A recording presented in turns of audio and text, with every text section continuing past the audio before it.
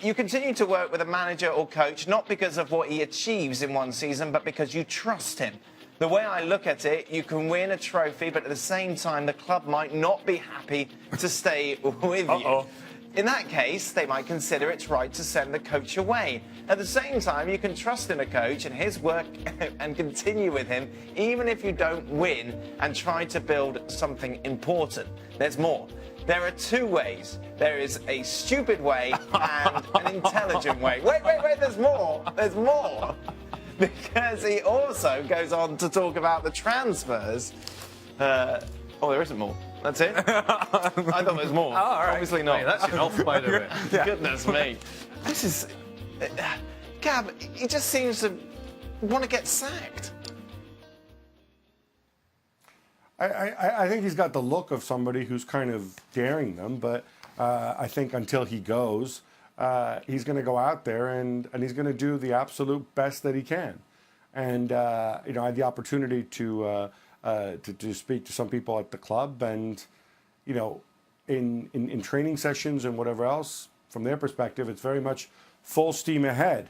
The other bits, I think he's smart enough to know that if he does get sacked, whether now or at the end of the season, he'll have the alibi. Look, he didn't buy me all the players that I wanted or needed, but he still hopes, as long as he's there, he still hopes to actually go and win something, whether it's the Champions League or the FA Cup or whatever else. Probably won't win the Premier League though. The quote that I was talking about was he came out and said that I think I'm a bit of a disaster when it comes to persuading the club to buy players. Yeah, I stopped listening after he said there's a stupid way and there's an intelligent way. It's like, I mean, if that doesn't send a message, I don't know what else does. He's been begging to be fired for a couple of weeks now. How much attention do you pay if you're in that locker room to all of this? You do pay attention to it. Yeah. I think his demeanour would suggest that he's not happy.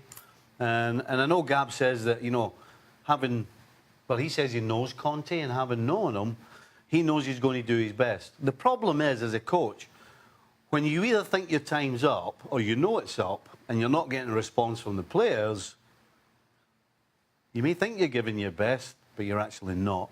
And I think if you look at what's happening on the field for Chelsea, yeah, it's not happening. How did it get to this point, Gab? I mean, I think Conte's a very good manager, but he doesn't have all the answers. I think one major miscalculation, and people warned against this, was how his methods would work when adjusting to playing twice a week. And obviously that's something he didn't have to deal with last year. I think that was a shock to the system. I think he could have put perhaps a little bit more of an effort into getting stuff out of players who were there. I'm thinking of Michy Batshuayi is one of them. Willian is another one, who were important players in the past, but maybe he neglected a little bit. Throw in some injuries.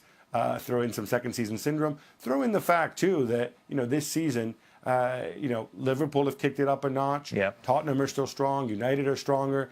If they beat West Brom at home, which the SBI thinks they will, they're going to be 3 points out from second place and Manchester United. So and they're still in the Champions League, still in the FA Cup. So it's not as if the whole thing, the whole season just isn't salvageable at this point. And I disagree a little. I don't think Conte wants to get sacked.